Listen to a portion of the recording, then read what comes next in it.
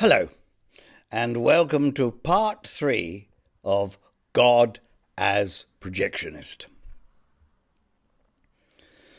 We're talking about projection. There's that great big sphere, thump, thump, thump on the outside, vibration on the inside. Complexities of vibrational structures, minerals, vegetables, animals, humans, us. And the sentience is the same everywhere, so that we can do what it does. Except for one thing. We are inside this great sphere. We cannot get out. We can't fight our way out without permission, can we? Because that infinite power has got one up on us, because no matter how tough we are finite. But the infinite in no sense is dependent on us, but we are absolutely dependent on it. And yet, mysteriously, the infinite cannot operate except through its own projections. When it beats on the outer wall of that sphere, the vibration goes inside the sphere. Brrr. That's the dispensation for a century. Like the 18th century is the age of enlightenment, and the 19th century is the age of the unsplittable atom, and the 20th century is the age of splittable atoms. Each century has a dominant concept, and this concept is a product of this intelligence hitting on the universe and saying, oh, think about this one, now you've done the other one. And these energies come in as through points of thump, and they appear in the universe. Yeah, it's a very funny kind of theatre, like a cinema. There was a lovely Russian theatre where they projected from 11 cameras simultaneously. They had it for a time in London. Where you stand in the middle, then you see the Volga flowing around you, and you look behind, and there it is, and you look in front, and there it is. And they were doing Swan Lake, actually, as well, and you were in the middle of it. And they did a gallop of Mongolian ponies and mad Tartars rushing about, and you were in the middle of them. And it was very amusing, because they had no seats in that cinema. Well, it's a new idea, they thought. We won't be here too long. We're sure, so we won't bother making seating. That'll make people comfortable. They could have seated people on circular seats that rotated, and they could have enjoyed it. As it was, the people had to stand up. But in going down the Volga in a fast motor launch, when they turned like this, everybody who was standing up went like this. Well, and they didn't know they were doing it. They were correcting themselves so they didn't fall overboard. That was 11 cameras projected across each other, and there was a circular screen. That's only the beginning.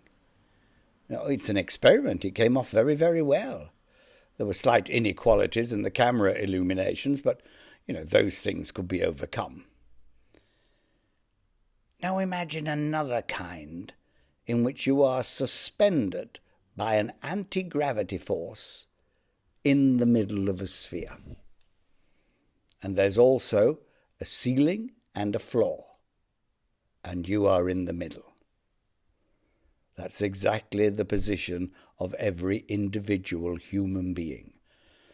You are suspended inside a sphere, and to give you a sense of security, you are put on Earth, a solid, and you're held there by gravity. Otherwise, you would panic. Do you know what you're like in the middle of a nightmare? Is it pleasant? Is there much security there? Are you not glad when you wake up and find you've got a body to cling to? If you haven't got a mummy, you can cling to the bedpost, something solid in the gross material world. You are factually suspended in infinite space.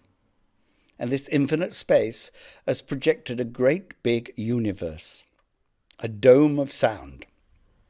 And you are looking in all directions, wherever you want to look. And you get the products of the thing you become interested in. When you become interested, your being goes into the thing in which you are interested. You posit your being into it. Now, the Absolute Projectionist is God. And he posits this universe inside this great dome. And you have the same quality that God has, because it is a continuum. You also can make domes and project. And the dome that you make is your life.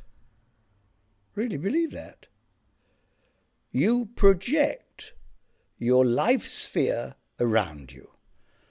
You choose your friends, you choose your enemies, you choose your indifferences, your pains, your pleasures. You project them and you pay for them. There is no other way. There is no escape. You have the same power that God has, except you haven't got the whip hand of infinity. Your power, your authority, is within your own sphere, not beyond it. If you try to project beyond your own sphere and interfere with the spheres of anyone else, then the all-seeing eye, the big universe itself, is a great big eye, and the power of the infinite coming through it is watching you more closely than Big Brother. And not through a faulty television screen. It has you and your motivation completely in consciousness. And whatever you do, it moves you about according to its view of your evolutionary needs. But you make your universe.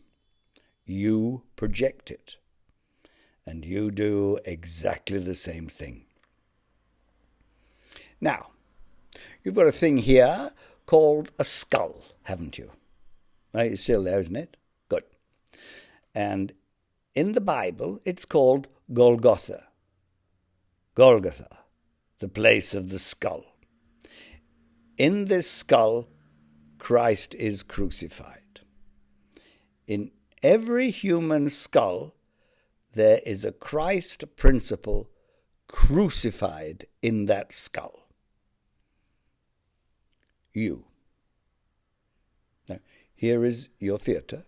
Oh, it's a funny theatre. Yeah, you have a theatre here for ideas. Ideas here, and a theatre here for feelings, and another theatre down here for impulsive behaviour.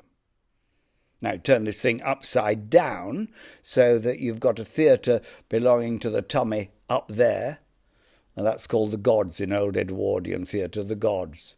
No, that's people, polloi. And below that another, the circle, the bourgeois, successful business folk that stop the country falling apart. And then right down here, another theatre, the stalls, horse owners, aristocrats. You've got 3 theatres in one. In this theatre, you go and you see rational propositions, forms, the possibilities. In this theatre, you feel emotions. Well, we could open this on Oxford Street, couldn't we? Can you imagine a lovely 3-stage theatre? And you can go like this. You can move down if you want to understand a certain part emotionally, or you go in the middle one, or if you want to see the stripteasers, you can go on the base one, which in the old theatre was on the top, the gods. If you want to be intellectually well-informed and see what Idi Amin has done with the latest bishop, get the news. Depends on your predilection for conversation. You are a 3-theatre projection booth.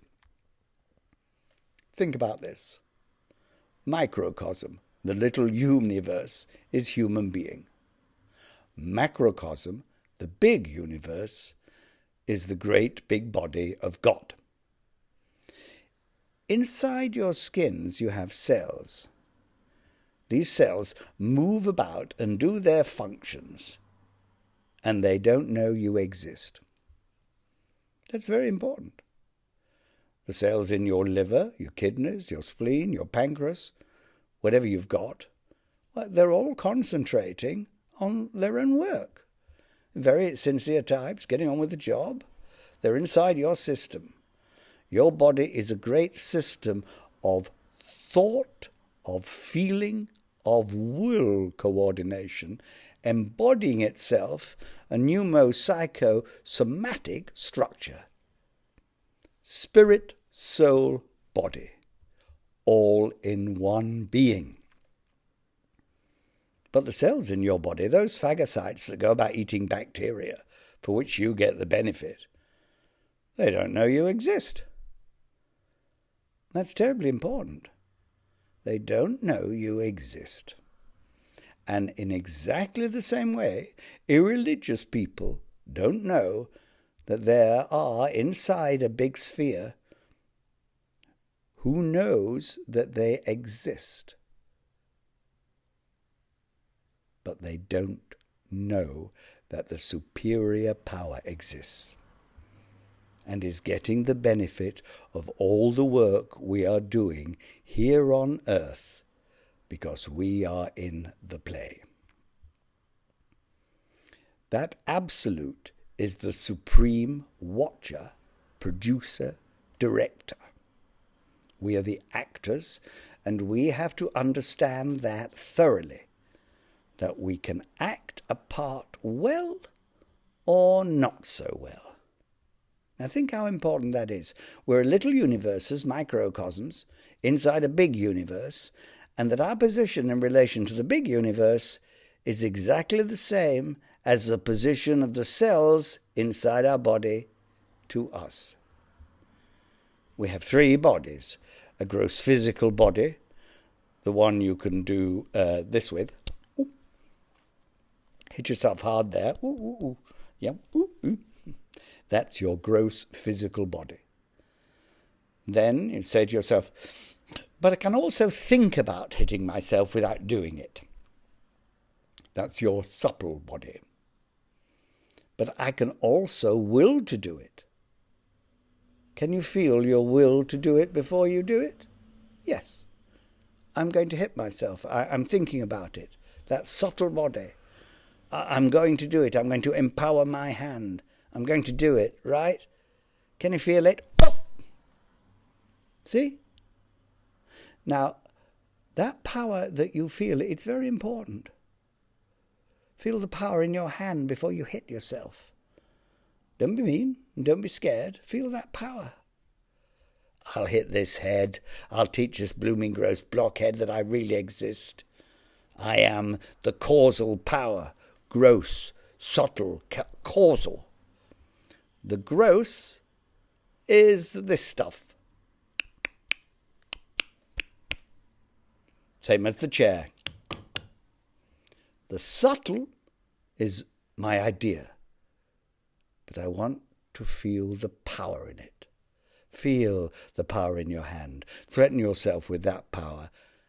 Then hit yourself. Then threaten yourself again and don't. That's mercy, yes? That is the thumper, the casual field of the will. We said the microcosm is like the macrocosm. It is the continuum. The power in the absolute is exactly the same as the power in us, except we are finite, it is infinite. Oh, I'm not jealous. I can get on with my business. He has got to get on with his business, namely you lot. You see, I'm not responsible for you lot, am I? No, I'm only responsible for this lot. And when I think about 3,000 million people mucking about on earth, I'm glad I'm not in his position. I say to him, over to you, God. I willingly accept my miserable lot. Now, it's very peculiar, this, because in the universe there are governing intelligences. Do you know there's an intelligence that governs the evolution of the Earth and of the planets and the solar system and everything? And if you get to a certain height and you have a job to do, and do you know there's a dreadful law in the universe, I mean that literally, makes you feel terrible dread. If you become terribly efficient at something, do you know you're stuck with it? Because you're efficient. You know that? Even in business. If you become a man of decision, chairman of the board, etc., etc., etc., you have to make decisions. You're not allowed to give your job up unless you train some muttonhead surreptitiously to do your job. You always say, I think I'll give you an extra £2 a week, give you a sense of importance, and you will rise in responsibility, and I will knight you. Later on, you will be benighted. But I will elevate you, and you will get more and more egotistic, and you'll do more and more work. And if you are as clever as I hope you will be, that is, as clever as I am, I can give it up, and you will be eternally grapefruit. Won't you? Well, isn't it true? You're not allowed in Cosmos to escape your position until you find a substitute that can do it as well as you can, and preferably better. Because then you can go to bed.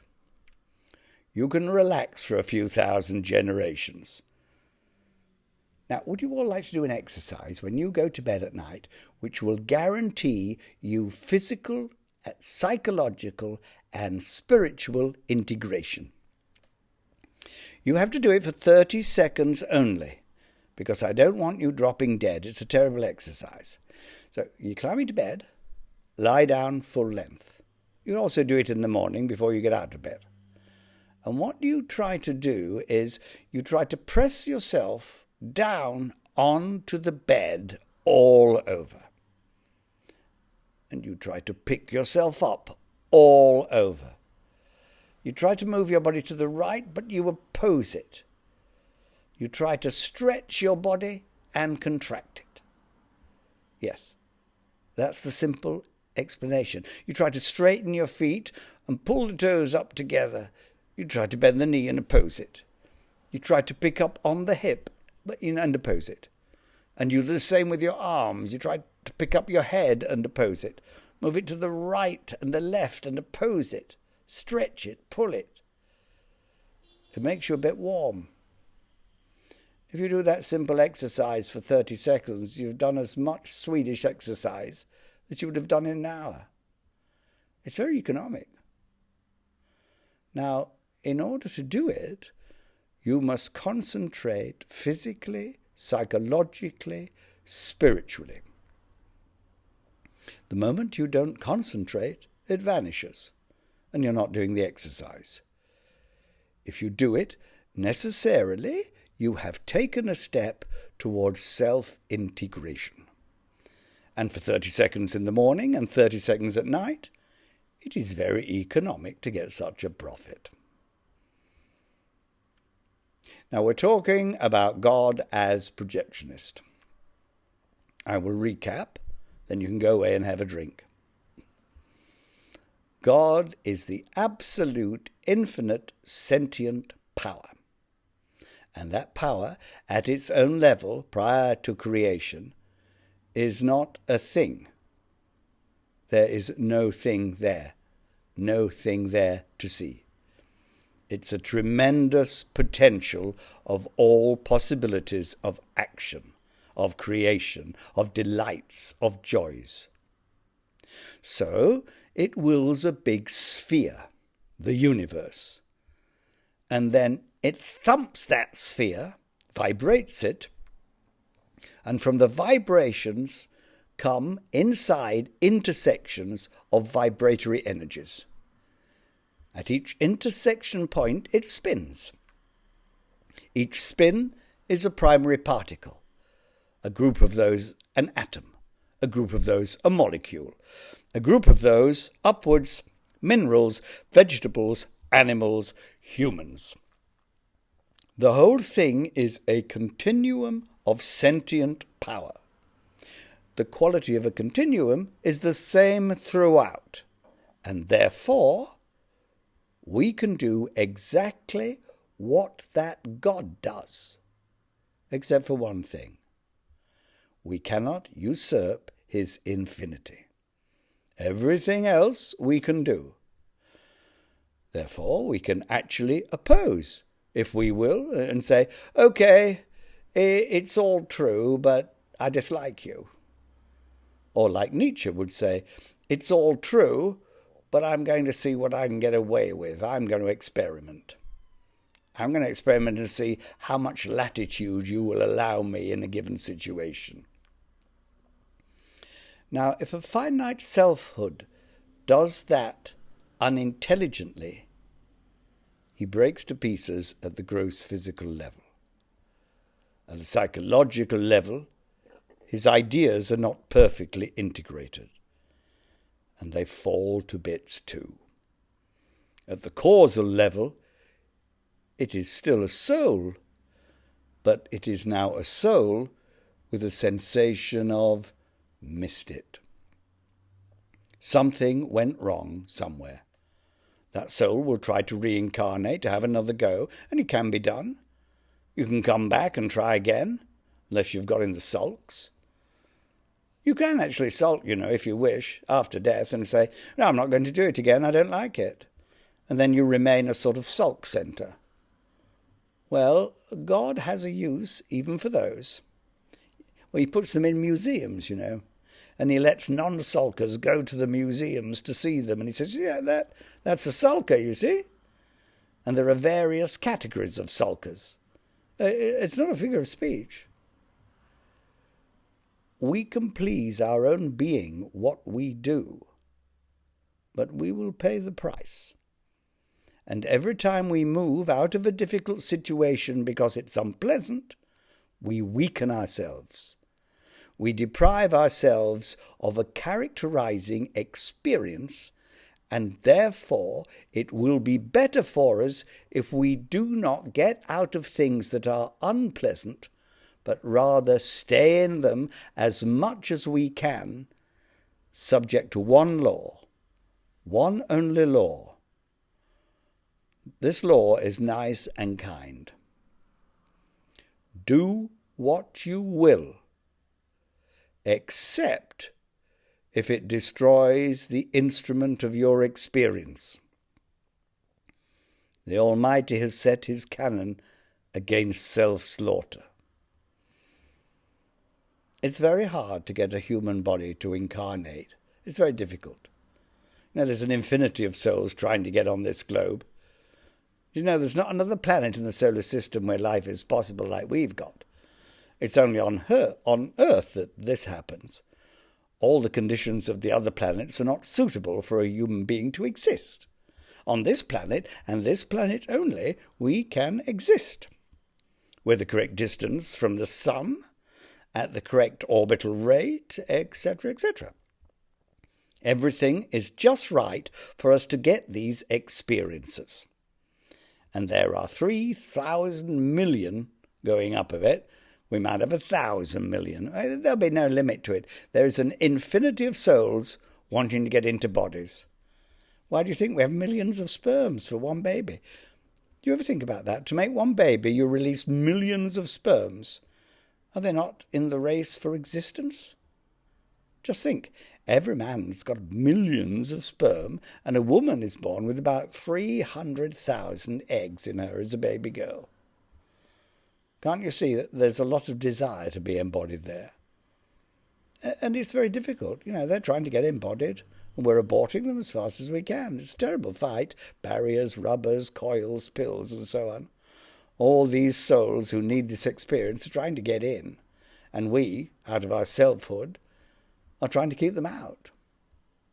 So when you've got a body which you have, now push that body as far as you can push it to experience things which you would ordinarily, because they're painful or unpleasant, run away from. Push it. Subject to the one law. Do not destroy the body of your experience, because it will be a long time before you get another one. And that concludes God as a projectionist. I thank you.